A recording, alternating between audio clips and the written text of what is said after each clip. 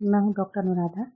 आज से मैं आपको अपने चैनल के माध्यम से लॉ की सभी महत्वपूर्ण जानकारियां प्रोवाइड करूंगी। साथ ही इन सभी महत्वपूर्ण विषयों पर आपको लेक्चर सीरीज भी दिया करूंगी, जो कि ऑडियो वीडियो फॉर्म में हुआ करेंगी, जिन्हें आप आराम से हेडफोन के माध्यम से सुन सकेंगे और साथ ही अपने अदर्स वर्क भी कर सकते हैं।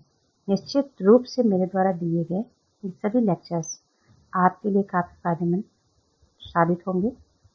ये पर्टिकुलर किसी एक क्लास या वर्क के लिए मैं जो लेक्चर सीरीज या चीज़ें प्रोवाइड नहीं करूँगी कि आप सिर्फ जुडिशरी या एपीयू के एग्जाम्स के पर्पज से हैं। ये लॉ को तो कवर करेगा ही करेगा, साथ ही ये इससे रिलेटेड क्लैट के हुए, एसआई के एग्जाम्स हुए और भी बहुत सारे एग्जाम्स होते हैं जिसमें कॉन्स्टिट्यूशन से रिलेटेड क्वेश्चन, कुछ ही करंट अफेयर्स जो कि लॉ के फील्ड से होते हैं, उन सारी चीज़ों को मैं कोशिश करूँगी कवर कर सकूँ और आने वाले समय में आपके लिए एक अच्छा प्लेटफॉर्म तैयार कर सकूँ। आज से मेरी सीरीज शुरू हो रही है आईपीसी की, इंडियन पेनल कोड। सबसे पहले इस सीरीज को मैं शुरू करूंगी और इसके सभी लेक्चर्स आपको धीरे धीरे प्रोवाइड करूंगी। इससे जो भी क्वेरीज, जो भी चीज़ें हो, आप मुझे कमेंट बॉक्स में लिख के सेंड कर सकते हैं। So thank you, let's be start. So the criminal law is the branch of public law. In the criminal proceeding, state is a party as a crime is not only a wrong against the individual but also against the whole society. इस पूरे statement को अगर आप देखेंगे तो इसमें कुछ चीज़ें हैं जो लिटरली आपको पकड़नी है। सबसे पहले criminal law, public law, what is law, ये सारी की सारी इंडिविजुअल्स किसी भी विषय को पढ़ने से पहले उसकी टर्मिनोलॉजी को समझना बहुत ज़रूरी होता है। और लॉ में सबसे ज़्यादा आपको अगर कुछ पकड़ना है तो वह है उसके शब्द। अगर आपका बेसिक क्लियर है तो आप इसको बहुत आसानी से हैंडल करेंगे। इसलिए सबसे पहले जानिए कि लॉ क्या होता है। नियम, लॉ को हम सेट कह सकते हैं, सेट ऑफ रूल्स। लॉ को हम नियम कह सकते हैं, कानून कह सकते हैं, कोड कह सकते हैं। ये इसके विभिन्न नाम हैं। It means an official rule of a country or state that says what people may or may not do. Secondly, law is commonly understood as a system of rules that are created and enforced through social or governmental institutions to regulate behavior. It means ऐसे नियमों का संग्रह जिसे सभी मानव पर समान रूप से लागू किया जाता है, जो उनके कार्य, व्यवहार व आचरण को नियंत्रित करते हैं। यानी कुछ ऐसे नियम कानून। ये नियम कानून क्यों बनाने पड़े हमें? भाई जैसे जैसे पूरी सोसाइटी, लिखा है ना सोसाइटी, तो जैसे जैसे समाज का निर्माण होता चला गया, हम वैसे वैसे लॉ की नीड्स बढ़ी, हमारे पर्सनल इंटरेस्ट बढ़े, तो हमने अपने दायरे जब बढ़ाने शुरू किए तो इस पब्लिक ऑर्डर को कह सकते, लोक व्यवस्था को मेंटेन करने के लिए हमें ज़रूरत पड़ी ऐसे नियम्स की, ऐसे सेट ऑफ रूल्स की, ऐसे लॉज की। उसके लिए कुछ चीज़ें जो निकल कर सामने आती हैं वो मैं आपको बताती हूँ। जैसे सिक्योरिटी के लिए, सुरक्षा देने के लिए इनके नियमों की जरूरत पड़ी। कुछ रिस्पॉन्सिबिलिटीज़ थी स्टेट में, जिस समाज में आप रहते हैं वहाँ इंडिविजुअल्स की भी रिस्पॉन्सिबिलिटीज़ होती हैं, राज्य के प्रति, व्यक्ति के प्रति, स्वयं के प्रति, तो उनको भी तो देना था। दूसरी, हर सोसाइटी में मोरालिटी होनी चाहिए इन्हें मेंटेन करने के लिए, और most of things equality maintain करने के लिए, समाज में एक व्यवस्था कायम रहे, सबको समान रूप से हैंडल किया जा सके, नियम कानून के दायरे में बांधा जा सके। इन सब चीज़ों के, इन सब इंटरेस्ट के अकॉर्डिंग कहीं ना कहीं हमें इन लॉज की जरूरत पड़ी, इन रूल रेगुलेशंस की जरूरत पड़ी, जिसे मैंने आपको अब बताया। अब सेकेंड थिंग, लॉ क्लियर हो गया। अब जरूरत पड़ी हमें ऑफेंस की, कि अपराध क्या है। तो something which is illegal and which people are punished for, यानी जिसके लिए कुछ गलत कार्य हो रहा हो और जिसके लिए लोगों ने सजा दे रहे हैं। सजा मिलती है, वही पनिशमेंट होगा। कि अगर आप कोई ऐसा कार्य करते हैं जिसके लिए आपको सजा मिलती है तो एक तरह का ऑफेंस है। तो इसके लिए कहा गया कि a crime is an act done by a person which against the law of country or religion. Section 40 Indian penal code crime को डिफाइन करती है कि अपराध क्या है। अपराध के विषय में स्पष्ट कहा गया है कि अपराध ऐसे कार्य हैं जिसे समाज में विधि के विरुद्ध माना गया है। अगर कोई व्यक्ति कोई ऐसा कार्य करता है जो समाज में नैतिक मान्यताओं के विरुद्ध है, जो ऐसे कार्य को अपराध की श्रेणी में रखे जाएंगे और कानून उसे दंडित करता है। इस प्रकार अपराध विधि द्वारा दंडनीय कार्य है क्योंकि यह अधिनियम द्वारा निषिद्ध है तथा लोकहित के लिए हानिकारक होता है। दूसरी चीज, अब हमें ये जानना है पब्लिक लॉ क्या होता है और प्राइवेट लॉज क्या होते हैं। बच्चों, पब्लिक लॉ जो होती है वह एक तरह की सार्वजनिक विधि होती है, यानी क्राइम जो होता है वो लोक नीति के विरुद्ध होता है, यानी इंडिविजुअल्स के लिए नहीं, सबके लिए। कोई ऐसा कार्य जो पूरे समाज के लिए हानिकारक है, तो ऐसे नियम जो संपूर्ण समाज के लिए बनाए जाते हैं वो होते हैं पब्लिक लॉ। इसमें एक चीज हम जोड़ेंगे, कॉमन लॉ। कॉमन लॉ को बेसिक रूल्स कहते हैं, बेसिक लॉ। ये कैसे लॉज होते हैं? एक्चुअली में ब्रिटेन के द्वारा ये लॉज, ब्रिटेन में सबसे ज़्यादा ये लॉज हैं क्योंकि ये जजेस मेक लॉज बनाए जाते हैं, यानी कि डिसीजन बाय कोर्ट। जो जितने भी कंट्री पे ब्रिटेन ने शासन किया है इन सब जगहों पे आपको कॉमन लॉज मिलेंगे। ये लॉ इंस्टीट्यूट्स के माध्यम से नहीं बनाए जाते हैं, ये लॉ जजेस के डिसीजन के द्वारा निकलते हैं। जजेस अपने निर्णय में जो भी जजमेंट देते हैं उन्हें ही हम एक पैरामीटर मान लेते हैं और उन्हें ही रूल रेगुलेशंस के रूप में लेकर चलने लगते हैं। दूसरी चीज निकलती है स्टैट्यूटरी लॉज, जिसे हम संविधि विधि कहते हैं। ये एक प्रोसीजर के माध्यम से, जैसे भारत में कोई बिल आता है, राज्यसभा लोकसभा में जाता है, उसके बाद प्रेसिडेंट की कंसेंट होती है, उस पर सील और मोहर होती है, तब वो एक्ट में चेंज होता है। आईपीसी भी स्टैट्यूटरी लॉज में आता है क्योंकि संविधि के द्वारा लाया गया ये एक अधिनियम है। ऐसे ही सीएए हुआ, इंडियन कॉन्ट्रैक्ट एक्ट हुआ, ये सारे के सारे लॉ जो होते हैं वो स्टैट्यूटरी लॉ होते हैं। कुछ लॉ सब्सटेंटिव लॉ होते हैं, जैसे संविधान हमारा एक सारवान विधि है, उससे निकलने वाली कई विधियां निकलेंगी। ऐसे ही आईपीसी हमारा एक संविधायी विधि है, यानी संविधि के माध्यम से निकाला गई एक विधि। अब इसको भी हमने दो भागों में डिवाइड किया। स्टैट्यूटरी लॉज को भी हमने अपने गोल या इंटरेस्ट के अकॉर्डिंग दो भागों में बांटा आईपीसी को। कैसे? क्रिमिनल लॉ और सिविल लॉ। आईपीसी की दो ब्रांच हुए, क्रिमिनल लॉ और सिविल लॉ। हम क्रिमिनल लॉ पढ़ेंगे, सिविल लॉ बाद में पढ़ेंगे। तो क्रिमिनल लॉ जो कहता है वो ये कहता है कि अगर क्रिमिनल लॉ को एक नाम से और जानते हैं, फौजदारी विधि या आपराधिक विधि। तो आपराधिक विधि में वो सारी चीज़ें आती हैं जो सोसाइटी के अगेंस्ट काम करते हैं, जिसमें हत्या है, मर्डर, थेफ्ट, रॉबरी, किडनैपिंग। इसमें आपको पनिशमेंट भी मिलती है और साथ ही इसमें आपको कंपनसेशन भी देना पड़ता है। लेकिन सिविल में आप सिर्फ और सिर्फ फाइन दे सकते हैं, पनिशमेंट नहीं होती है। तो फाइन के माध्यम से आप अपनी सारी चीज़ों को पूरा कर लेते हैं। यानी कि हमने स्टैट्यूटरी लॉ जो इंडियन पिनल कोड था, इसको भी हमने अपने इंटरेस्ट या गोल के अकॉर्डिंग दो भागों में डिवाइड कर दिया, एक क्रिमिनल और एक सिविल। तो जितने भी फौजदारी के मामले होते हैं वो सब क्रिमिनल में जाते हैं और जितने भी सिविल के मामले में होते हैं वो सब सिविल कोर्ट में जाएंगे। ठीक है। इसके बाद एक चीज़ और आपको क्लियर कर देती हूँ कि क्रिमिनल लॉ में आपने प्रोसिक्यूटर यानी अभियोजक शब्द सुना है। एपीओ जो लोग देते हैं वो जानते हैं, पर अदर्स लोग, जो अदर बच्चे हैं वो नहीं जानते होंगे कि अभियोजन या अभियोजक क्या होता है। तो हमेशा ध्यान रखिएगा, क्रिमिनल में अभियोजक जो होता है वो राज्य होता है। इंडिविजुअल के अगेंस्ट राज्य खड़ा होता है, क्योंकि व्यवस्था बनाए रखने का काम सरकार का होता है।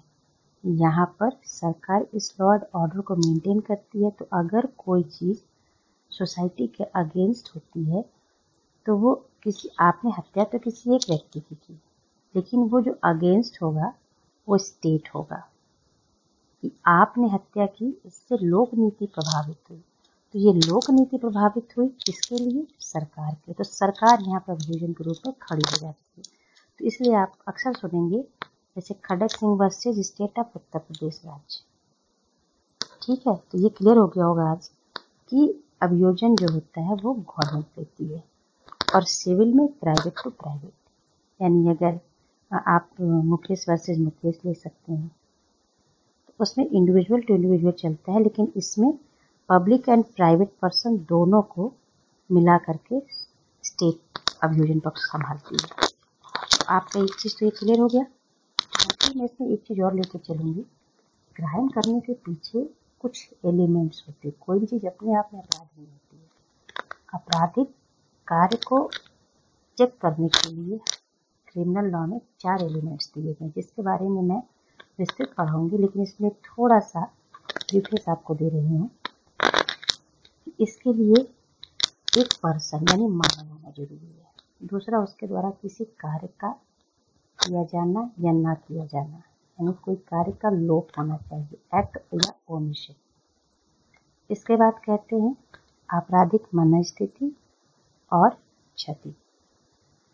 2 चीज़ें याद रखिएगा, एक्टस रिया और मेंस रिया। एक्ट का मतलब होता है काम करना, जिसको गिल्टी एक्ट भी कहते हैं। यह एक लैटिन वर्ड है। इसका मतलब होता है दोषी कृत्य या दोषी कार्य। किसी को चोट पहुंचाना, किसी खतरनाक तरीके से मारना या इंजरी करना, ये आपके द्वारा किया गया एक खतरनाक कार्य है।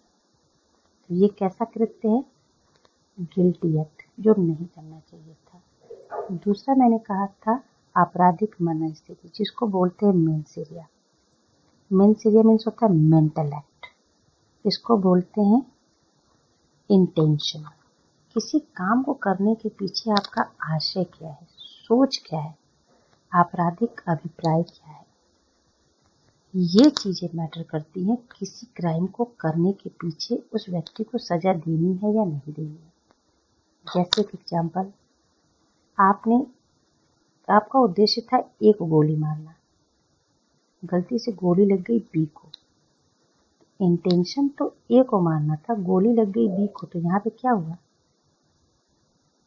इंटेंशन तो था, लेकिन जिसको मारा उसे नहीं लगी, किसी और को लगी। इट मीन्स कि आप मर्डर के लायबिल होंगे। अगर आपकी गोली से ए मरता तो उसको मारने का आपका मकसद था, तो आप मर्डर के लिए लायबिल होते। लेकिन क्योंकि आपने गोली चलाई, एक्ट तो आपका गलत था और आपके एक्ट से क्षति भी हुई, इंजरी भी हुई थर्ड पार्टी को, लेकिन चूंकि इंटेंशन आपका नहीं था, तो इसलिए आप गलत कार्य के लिए और किसी को चोट पहुंचाने के लिए लायबिल बनेंगे। तो आप जाएंगे कैपेबल होमोसाइड में, सदोष मानव वध में। तो काम के पीछे इंटेंशन बहुत मैटर करती है क्रिमिनल लॉ में, हमेशा याद रखिएगा। तो इसलिए mens rea, actus reus, human and injury, ये 4 चीजें जब होती हैं तभी किसी क्राइम को आप बनाते हो। ठीक, इसके बाद हम बात करते हैं कि जो ये क्राइम होता है ये टाइम टू टाइम और हर सोसाइटी और समाज में चेंज होती है। लॉ एक डायनेमिक सोच का है। जैसे जैसे हमारी आवश्यकताएं बढ़ेंगी, जैसे जैसे हमारी नीड्स बढ़ेगी, लॉ उसी रूप में फॉर्मुलेट होता जाता है। जैसे सती प्रथा पहले एक कस्टम था, नियम था, आज के समय में वो गलत चीज़ें हैं। बाल विवाह पहले हुआ करते थे, लेकिन आज के समय में क्राइम है। तो जरूरी नहीं है कि जो पहले लॉ था वो आज के परिवेश में सही हो और हम उसको एक्सेप्ट करें। इसलिए लॉ चेंजेबल है, डायनेमिक है और समय के हिसाब से बदलता रहता है। तो आज भी मैंने आपको लॉ क्या है, पब्लिक लॉ, प्राइवेट लॉ, इसके बाद स्टैट्यूटरी लॉज और कॉमन लॉज, साथ ही मैंने आपको बताया कि किसी भी क्राइम को कंप्लीट होने के लिए 4 मेंटल चीज़ें चाहिए। एक्ट, जो कि एक्ट बताया, ओमिशंस बताया, फिर आपका एक्ट सीरियसनेस, सीरियस इंजरी, इन सारी चीज़ों को बताया। तो ये सारी चीज़ें आपके लॉ में बहुत मैटर करेंगी आईपीसी में। तो यहीं से शुरुआत होगी आपके क्राइम को करने के तरीकों की। अब हम आगे जो बात करेंगे वो हिस्टोरिकल डेवलपमेंट को थोड़ा सा लेंगे कि आईपीसी, इंडियन पेनल कोड, कब कैसे आया, किस कमेटी के थ्रू रिकमेंड किया गया था। ये सारी चीज़ें हमारे नेक्स्ट स्लाइड में भी आ रही हैं। आपको Indian penal code is a substantive law containing 511 sections, यानी भारतीय दंड संहिता में एक सारवान विधि है जिसमें कि 511 सेक्शन यानी धाराएं हैं। और इसका थोड़ा सा हिस्टोरिकल बैकग्राउंड मैं आपको जरूर बताऊंगी, जिससे आपके सवाल जरूर बनते हैं कि फर्स्ट लॉ कमीशन कब आया था, इसका अध्यक्ष कौन था, 1833 का जो चार्टर एक्ट आया था वो क्या था। तो सबसे पहले ये जान लीजिए कि जब भारत में ब्रिटिशर्स आने के पहले हिंदुस्तान में जो है वो पर्सनल लॉज अप्लाई किया होता था। पर्सनल लॉज मतलब हिंदुओं के अपने लॉ होते थे, मुस्लिम्स के अपने लॉ होते थे। जैसे हिंदू लॉ, मुस्लिम्स लॉ, ये पर्सनल लॉज होते हैं। तो हर व्यक्ति अपने अपने लॉ से डिराइव होता था। क्रिश्चियन मतलब अंग्रेजों के आने के बाद अंग्रेजों पर ब्रिटिश लॉज अप्लाई होने लगे।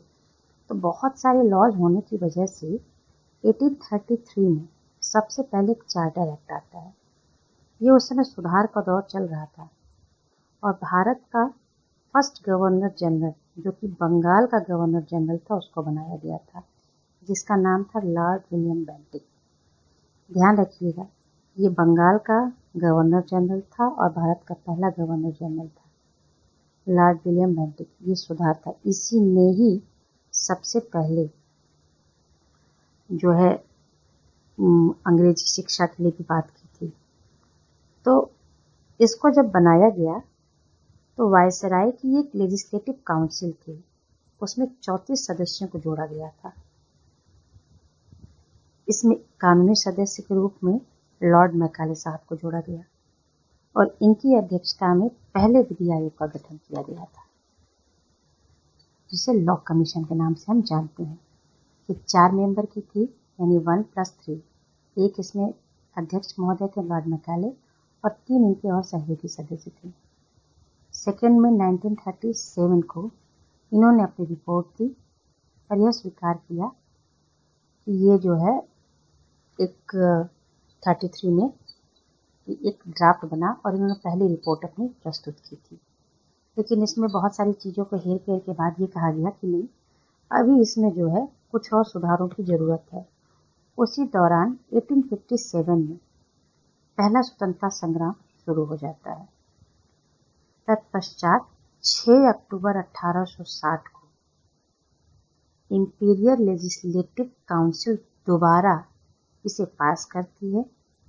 गवर्नर जनरल यानी भारत का वायसराय उस समय लॉर्ड कैनिंग थे, जो इसको मंजूरी देते हैं।